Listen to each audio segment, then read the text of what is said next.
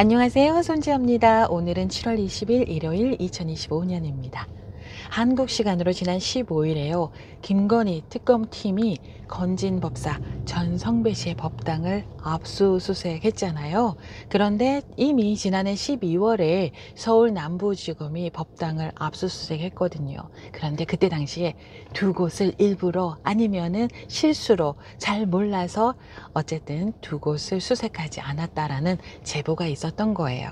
그래서 이번에 다시 압수수색을 했거든요.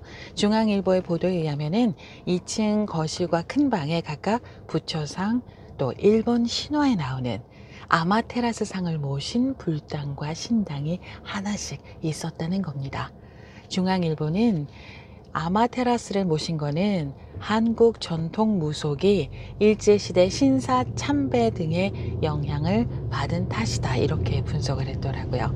건진법사의 법당은 일광 조계종이라고 합니다. 조계종, 우리가 흔히 알고 있는 일반적인 그 조계종하고는 아무런 상관이 없다고 하네요. 이 아마테라스는요, 하늘을 비춘다라는 뜻인데 일본 신화에서 태양신 또는 일본 왕가의 조상신이라고 합니다. 그 일본 신화에서요, 아마테라스를 보면은 아마테라스 뒤편에 햇빛, 그러니까 그걸 일광이라고 할 수가 있는데, 햇빛, 일광이 사방으로 뻗어나가는 묘사가 많습니다. 일본 신화에서 일광은 아마테라스를 상징을 하는데, 일광은 일본의 식민지 침탈 또 군국주의를 상징하는 것으로 활용을 했죠. 생각하시는 것으로 맞습니다. 우길기가 바로 그건데요. 아침에 해가 솟아나서 뻗어나가는 모습을 상징했다고 하는데, 이게 일본의 왕이 태양신의 후손이라는 건국 신화에서 착안을 한 거고요. 당시 일본 군에게는 일본 왕에 대한 충성의 상징이었다고 합니다.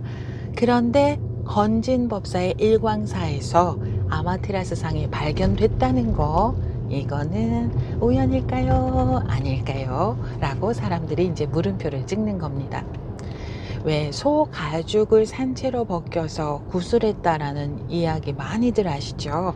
2018년 9월 9일에 일광 조계종에서 한 굿입니다. 충주시에서 굿을 했는데, 그때 소의 가죽을 산채로 벗기고 아우 막 10마리가 넘는 돼지 사체를 재단에 막 전시하고 뭐 그런 굿을 했었는데, 이런 것도 일본 무속의 영향을 받은 것은 아닐까라고 많은 분들이 생각을 하고 있는데요.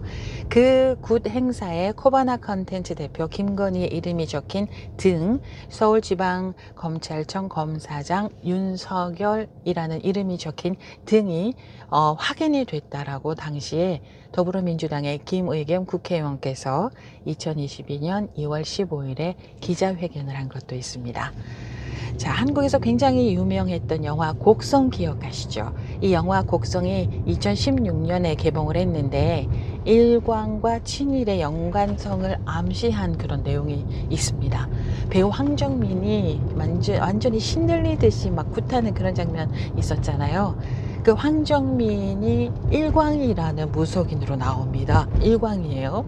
그리고 겉으로 보면은 한국인이고 한복을 입고 한국의 무속신앙을 믿는 것처럼 보이는데, 어떤 장면이 있었냐면요, 일본 속옷 훈도시라고 하는 거, 그걸 입은 장면이 나왔어요.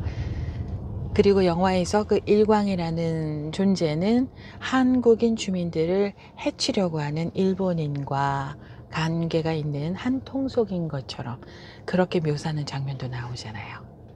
자, 일반적으로 한국 무속계에서는 구슬하게 되면은 한국의 토속신을 모시고 구슬하게 되는데, 그런데 건진법사의 굿당은 아마테라스 상을 뒀다, 이 부분에서 일본 무속의 영향을 받게 된 것이 아닌가라는 의심을 받게 되는 거죠.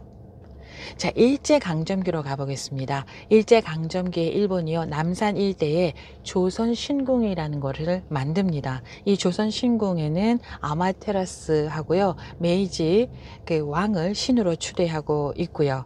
이 조선신궁을 시작으로 해서 한반도 전역에 1000개가 넘는 신사가 만들어집니다. 물론 우리 조선인들은 강제로 신사 참배를 강요당했지요. 그러다가 해방이 되고 나서 조선 신궁은 철거됩니다. 그리고 현재 그 자리에는요, 독립운동을 하신 안중근 장군의 기념관이 설립되어 있습니다. 여기까지입니다. 고맙습니다. 안녕.